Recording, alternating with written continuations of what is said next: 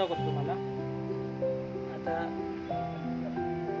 आपली बाल्कनी हे डीपमध्ये पाहिजे मित्रांनो, खड्ड्यामध्ये पाहिजे. याचं कारण इथं मित्रांनो आपला दिसून येईल. आता हे डोर आहे मित्रांनो, तर इथून भरपूर चान्सेस आहेत मित्रांनो पाणी जाण्यासाठी. आपल्याला याचा खालचा पण व्हिडिओ दाखवतो की खाली पाणी कसे येते मित्रांनो, सीपेज कसे चालू आहे. पाऊस आल्याच्या नंतर हे कंटिन्यू ड्रॉप चालू होते मित्रांनो. हे बघा दिसेल आपल्याला. तर हा जो गॅप असतो मित्रांनो, हा प्रॉपर फिलअप पाहिजे मित्रांनो, आणि बाल्कनी एक डीप मध्ये पाहिजे आपली.